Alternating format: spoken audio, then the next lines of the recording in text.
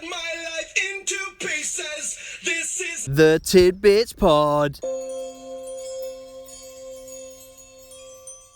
Morning all.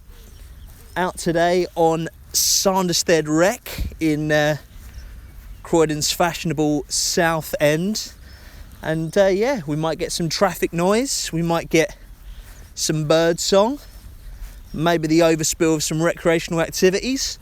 Or maybe some pensioners bringing their shopping through and, causing a ruckus. But these are all the kind of things that you just have to bat away in in this day and age, this rough and ready podcast generation that we're in.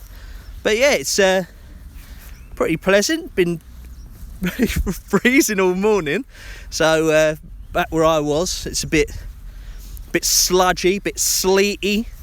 That kind of vibe. Did get settled snow, but it's all sort of starting to flack off now, and it's getting a bit cheery. But I've got my socks on, put them on straight from the radiator, and nice little hat and shit. So we're feeling good. And well, you know what they say. There's no. Well, what's the thing? There's no bad weather, just bad preparation or whatever. And wind. If it's windy, then that ruins the sound of the podcast. That's not going to work. Or sun, because that makes you feel sweaty and sad. Pretty much all weather's bad for podcasting. But there you go. Welcome aboard, guys. I did have a little plan in the pipes for this episode. As it is the big Tidbits 29th episode. It's a big milestone.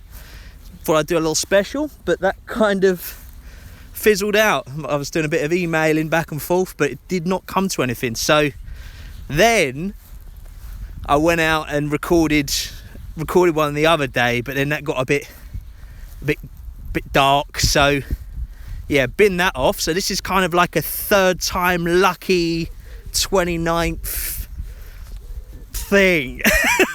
Whatever, it's exactly the same as the others is what I'm getting at.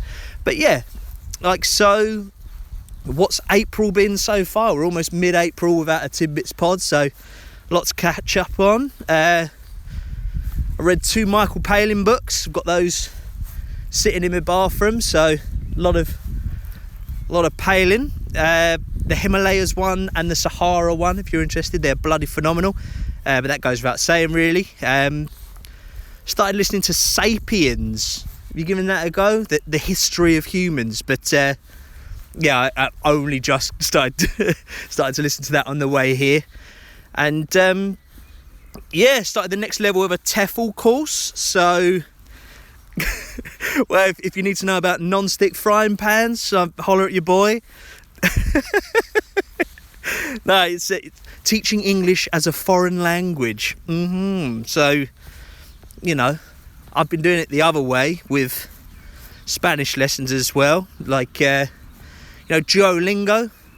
Just keeping that little streak thing going on there. And then I do proper lessons on BBC Bite Size because I am 15. And just rinsing the taxpayers for another bit of another little perk. But that's nice. So, this is a nice little thing. If any of you are Spanish or from a Spanish speaking place or just speak Spanish and you want to do a kind of learning swap thing for me, like we'll do a half hour of Spanish and a half hour of English or something, get in touch. I'm up for that. I was trying to do it on the internet the other day and it's just it's all a bit seedy, really. They're a bit weird, the website. So if you've got any recommendations as well of how to find a good one, let me know as well.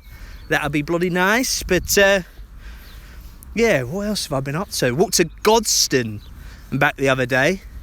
Just walking down the they call it the Caterham bypass, so that probably wasn't the safest activity.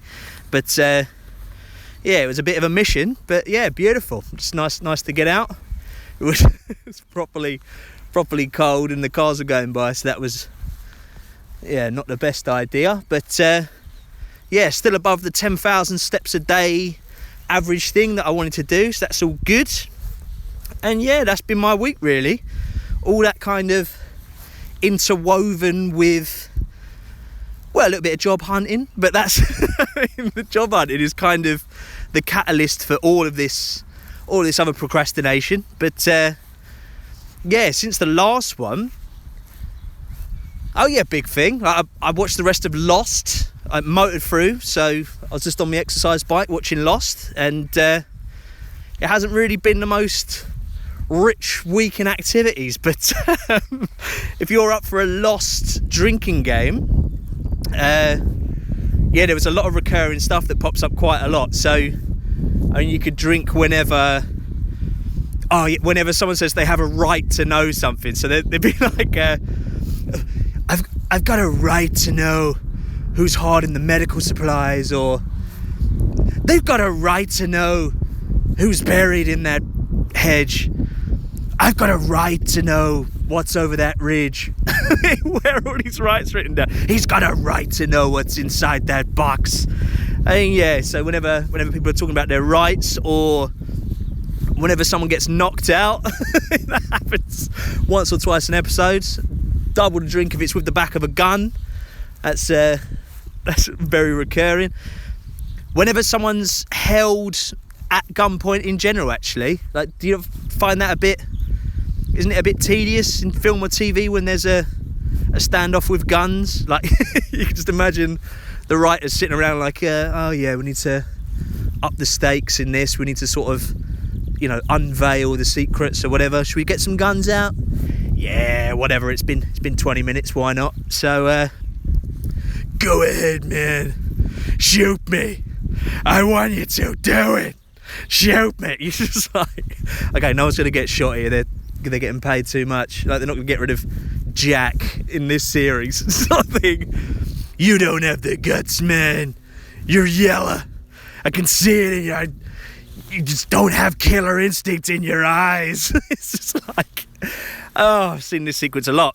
Yeah. Anyway, drink whenever there's a scene with guns, and yeah, whenever someone says like, we've got to go back, or I'm going with you, or don't tell me what I can't do, or you're not gonna believe me, or oh yeah, do I know you from somewhere? That's the catchphrase, particularly in the later ones. Do I know you from somewhere? But yeah, one thing I noticed as well, and this isn't just Lost. Why is it in films and TV, why is everyone so good at judging weights? Like, you don't want to start these fights, mate. I mean, by the looks of you, you're only 94 pounds. I'd crush you. I'm 287. But probably not too far-fetched that they know their own weight. But you know what I mean? Like, it's more of a sort of like a superhero thing, isn't it, really? Like, oh my God, it's out of control. There's no way you can stop that train. It must be about 21.61 million pounds. And to the naked eye, it looks like it's traveling at 97 miles an hour. It's impossible. But I suppose you got to set the scene, whatever. But yeah, anyway, do that drinking game, but drink responsibly as well. So maybe do it with a lovely fruity tea or something, whatever's lying around. Yazoo. I mean, drink Yazoo excessively but responsibly, please, or don't, or do. Everyone else is. Oh, but no, actually, yeah. Anyway, Lost. So here's the review. And it sounds like I don't like it. I'm so bad at sort of reviewing stuff. But yeah, overall, but it's fucking brilliant. Like, with the last series wasn't so good, but it was a bit hokey, a bit sort of mawkish, a bit wank. But that's measuring the last series against the rest of, measure it against its own high standard kind of thing. So don't be put off. It's still worth sitting through, I'd say. And oh yeah, there is a sort of strange one-off episode that's got like paralysing spiders and diamonds and stuff like that. But I mean, yeah, other than that, yeah, it's bloody well worth a watch. Loved it. But yeah, as always, I've sort of yeah, I can't actually say I like things without sounding like they're shit, but I did actually really like it. But that concludes my review of a program that's last episode was aired nearly 11 years ago. So right on the money here at Tidbits Pod. All the box fresh reactions that you've come to love. But yeah, if you, like me, you've been sort of arming and ahhing about watching it for over a decade, this is just the little push you need. And so do it. Amazon Prime, and probably you could steal it from a shop or whatever you want to do. But yeah, normally in regular times, peace times, like, unless it's a comedy, I am never choosing to watch a TV program over a film. Like, I don't know, but now we've had a bit of extra time. What have I watched recently? I watched The Wire, and then The Sopranos. We're now all lost. I started Black Mirror again a little while back, but I just think Black Mirror is just way too stressful. But yeah, in general, TV's just more of an investment, isn't it? More of a risk. But yeah, I think I've got a few more on the list. Like, so the next one is Boardwalk Empire, then Peaky Blinders. I got The West Wing on there, then Fargo. Then I'm done. I'm going to give it a little...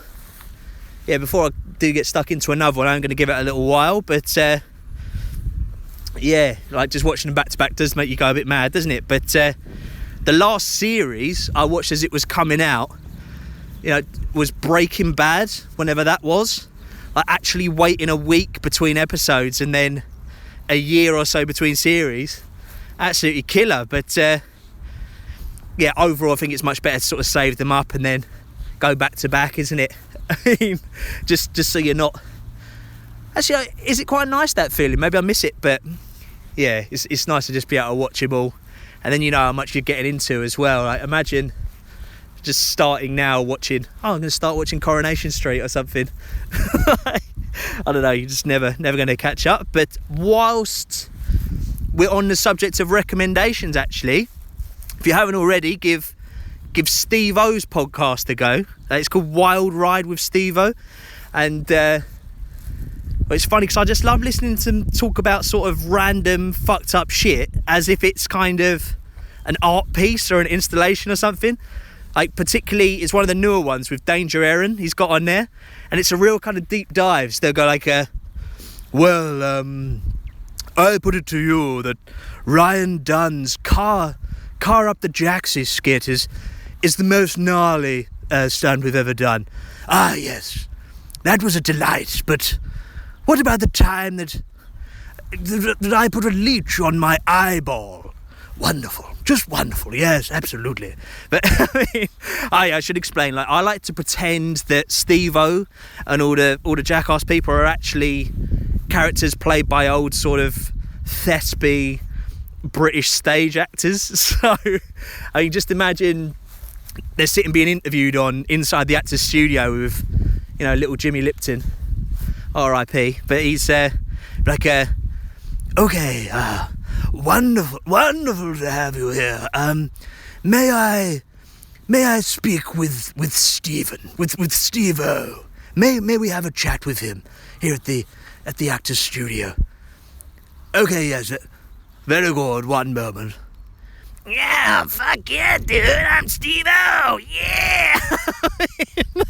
Wonderful. Thank you. Beautiful. Yeah, man. I fucking shove wasabi in my eyeball and fucking... Beautiful. Yes, absolutely. That is one of the richest characters in your canon. But yeah, I've been listening to Steve-O's podcast, and the best ones, well, if you're a fan of the old TV shows, like, it's when he gets the cast members on, and well, actually the real best ones is when it's Dr. Drew. So he's going through all of his injuries and stuff, and like getting over the addiction. They're the premium ones. So that's my little recommendation of this episode. Get involved in that podcast. That's a really good one. And oh yeah, right, okay. I've had an idea for a feature, a little podcast feature, and I don't know how long I can kind of make it run, but I'm going to call it songs that sound like they have cows in them, or songs that the lyrics appreciate cows, or cows appreciation. It's all about ferry ports on the Isle of Wight. Now it's sort of like, well, you'll see at the end of the episode, but listen out at the end, stick about, and maybe I'll put it in this episode, maybe I won't. But at the end, you know, maybe I'll double down, maybe I'll put 2, whatever. But that's the feature. So I'm just going to put in a song where the lyrics kind of mention something about cows. Why not? And then, you know, for the rest of the people, for the dippers, like anyone that just decides to, you know, just jump into a random episode, maybe I'll have a guest on, they're going to be listening away and they'll go, oh yeah, that was nice. Cow lyric, wallop. Like, what the hell was that? Cut to black, end of show. It's going to sort of blow some minds. So, yeah, I mean, we'll sort of know from now on. You guys are going to know what's going on, but the rest of them, they're going to be totally in the dark. So don't refer them here for an explanation. They're just going to hear generic cow stuff popping up, and well, hopefully that's going to I guess like, what the hell's going on? That's the aim. But yeah, I mean, it's just our little, so between me and you, I'm going to put some cow noises or cow songs at the end of episodes for some reason, but for a strong feature. And that kind of reminds me of, I mean, there was a guy I used to work with, and everything he'd say was like, between you and me, it'd be like it's a massive secret. Like, here, Tiddies, between you and me, just between me and you, right, between you and me, I fucking love a slice of toast in the morning. Love it. Bit of butter on there, lovely, you know. Keep that between me and you, though. And the wife. The wife. There's always someone else involved as well. Like, right, all right, tiddly bollock, yeah. Well, between me and you, between you and me, and Mikey, and Chip, and Tommy, and the wife, I fucking love David Bowie. I think he's ace. I mean, that tour he did with the Spiders and that in '87, top stuff that is. I mean, but keep it between me and you, and Mikey, and Tommy, and Chip, and my lovely wife. I do not want this getting out that I love David Bowie. Just between us. I mean, at that job, they all had little catchphrases like that. So, I mean, there was a guy, and he'd always go, "Hello, young Jack, as you." Yeah, it was Bodger from Bodger and Badger. I know Bodger was the man, wasn't it? Badger, "Hello, Massey." Like, but "Hello, young Jack, as you." And then I'd go, was it? Yeah, I'd just say "bless you," because he's like, "As you, bless you, as you." Well, yeah, I'm all right, mate. You. And then whenever you asked him how he was, he'd always just go, "Oh yeah," he'd go, "Yeah, not too sad," which is that's fucking heartbreaking, isn't it? So it's always just a little bit sad. So not too sad. Well, I mean, one of my favourite moments, and this is, God, 5 years ago, working with those guys, and I won't say the names, but for the story, let's call them Reggie and Martin, and they were sort of like master and apprentice, or teacher and student, Jedi Padawan, that kind of vibe, handyman and labourer. And like, it got to the stage where Reg, the student, had pretty much learned everything from Martin, like, and he knew the score, like the jobs were all quite similar, and so they're talking on the phone, just organising, like, I don't know, fixing a leak or something that they both know, and then Martin flaps his guns and he gives it a bit of like, "Oh yeah, don't forget to bring the torch," or whatever else they needed. And it, like, Reg, just out of nowhere, he just ends it, and he just goes, "Yeah, oh yeah, I fucking hate that cunt." Just at the end of it, and you're just like, what was he saying? So yeah, it's just like, "Hello, young Reg, Ashoo! Yeah, I'm all right, mate. You? Not too sad. Yeah, I've got Tibble in the cab here, and you're on speaker. Hello, young Jack. Ashoo! Bless you. And he sort of went on, organised this thing, and conversation ends. I fucking hate that cunt. And then he goes to put the tunes back on, and there's a sort of second or two of quiet, and then over the little thing, he's like, "Oh, Reggie, I'm still here. You didn't put the phone down." He's just like, oh, but God, didn't do that story justice, but who cares? I think that's a nice place to end, isn't it? So if you'd like to get in contact with the show, the email address is tidbitspod@protonmail.com. Let's make this a bit more interactive. So I want to hear from you for next time or whenever. Like, when was the last time that you had a shit outside is the feature, the question I'm going to try and answer next time or in the next one or two. But yeah, whether it's planned or not planned, tell me about it, and yeah, maybe I'll read it out in a future episode. So have you ever had a shit outside? And if so, what's the story? You know, send me an email, or if you want, send me a voice note, and yeah, be brave. I'll put a story of when you either shit yourself or just had a rough shit. I just want to hear about it. Highbrow. Let's keep it highbrow. But anyway, thanks for listening. As always, it's been absolutely lovely catching up, and have a lovely rest of your day. I'm off to a motorbike track to sort of watch some motorbikes and that. So why the bloody hell not? Catch y'all later.